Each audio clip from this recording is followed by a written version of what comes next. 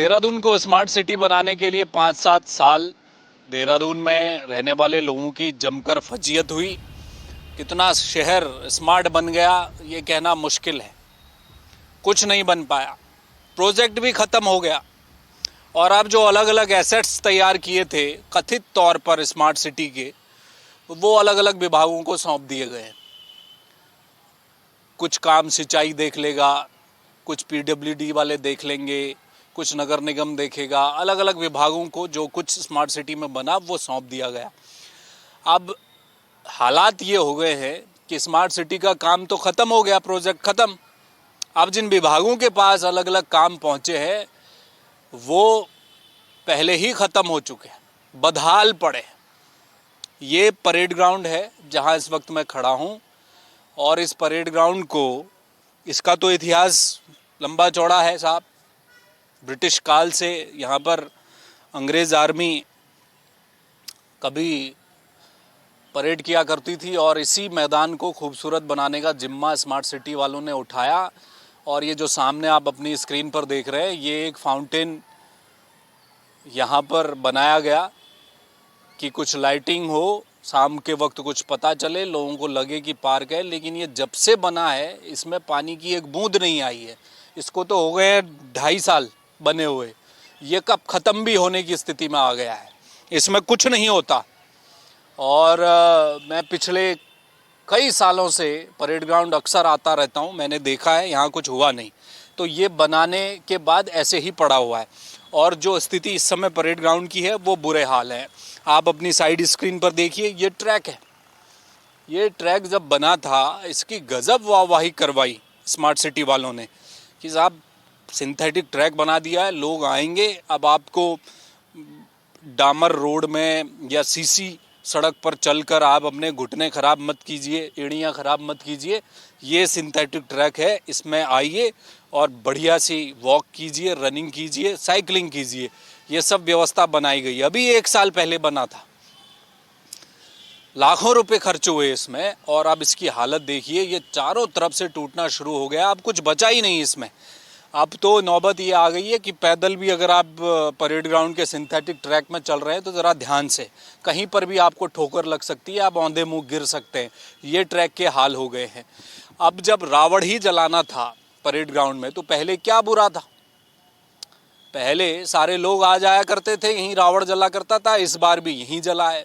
पूरे मैदान की ऐसी तैसी हो गई, इतना ज़बरदस्त क्राउड यहाँ पर आया। ये तो अभी की बात है, लेकिन ये ट्रैक की बुरे हालत हैं। चारों तरफ कैमरे लगाए गए थे, उन कैमरों का पता नहीं कोई नामो निशान कहाँ है, कुछ नहीं। लाइटिंग क्या है किसी को पता नहीं। उधर एक वीआईपी मंच बनाया था, वो मंच का प्रयोग हो जाता है 15 अगस्त, 26 जनवरी को, 2 अक्टूबर को, और उसके अलावा कुछ है नहीं। तो कुल मिलाकर परेड ग्राउंड की जो हालात हैं वो बहुत अच्छे नहीं है, बहुत बुरी स्थिति में है। अभी कुछ दिन पहले यहाँ कुछ मशीनें चलाई गई, कुछ झाड़ियाँ वाड़ियाँ काटी गई हैं, वरना यहाँ और भी बुरा हाल था। तो गंदगी का आप आलम देखिए चारों तरफ। और करीब 20 करोड़ रुपया खर्च हुआ। वो परेड ग्राउंड मैदान तो पहले ही था ही, उस मैदान को और खूबसूरत बनाने की कोशिश की गई। कहा गया कि जी और पैसा लगाएंगे। पहले तो परेड ग्राउंड को गांधी पार्क से मिलाने की बात चल रही थी, कुछ विरोध हुआ, बात नहीं बनी, तो दोनों को अलग अलग ही रहने दिया गया। लेकिन जितना पैसा यहाँ लगा उसके बाद इसका रखरखाव अब हो नहीं पा रहा है। नगर निगम के जिम्मे है ये सुनने में आ रहा है, लेकिन जो भी विभाग इसे देखे, बात नहीं बनी तो दोनों को अलग अलग ही रहने दिया गया। लेकिन जितना पैसा यहाँ लगा उसके बाद इसका रखरखाव अब हो नहीं पा रहा है। नगर निगम देखे चाहे कोई और देखे, स्मार्ट सिटी वाले तो अपना काम करके निकल गए। लेकिन स्थिति अब ऐसी बन गई है कि अब बहुत बुरे हालात हैं इन तमाम कार्यों के। और यहीं से हम ये शुरुआत भी कर रहे हैं कि स्मार्ट सिटी के अंदर जो भी इस तरह के काम हुए हैं उनके रखरखाव का क्या होगा, क्योंकि कुछ समय बाद तो वो ख़राब हो जाएंगे। और परेड ग्राउंड की हालत देखिए ना, सिंथेटिक ट्रैक बना है, लाखों रुपया खर्च किया है इसमें, लगभग करोड़ रुपया खर्च हुआ है इस ट्रैक को बनाने में। वो 1 साल के भीतर टूट गया तो फ़ायदा क्या हुआ? तो फिर इस ग्राउंड को, इसे खूबसूरत पार्क बनाने का फ़ायदा क्या मिला? वो तो कोई फ़ायदा होता नहीं दिख रहा। यहीं रावण जल रहा है, यहीं रैलियां हो रही हैं। अभी चुनाव आने वाले हैं, फिर आप देखिएगा यहाँ बड़ी बड़ी रैलियाँ होंगे, तो फिर इस पार्क का फ़ायदा क्या? वो 20-30 करोड़ रुपया लगाया क्यों गया, ये बड़ा सवाल है। स्मार्ट सिटी का काम पूरा हो चुका है, नगर निगम के जिम्मे आ चुका है, तो रखरखाव क्या होगा? फिर इसमें 25-30 करोड़ रुपया और लगेगा, फिर आप सिंथेटिक ट्रैक को उखाड़िए, फिर नया बिछाइए, क्या फ़ायदा होगा? और लोगों की आवाजाही कम हो गई है जब से पार्क बना है। लोग यहाँ आने से पहले झेपते हैं, हालांकि यहाँ कोई ऐसा फीस नहीं है, कोई शुल्क नहीं है परेड ग्राउंड में आने की।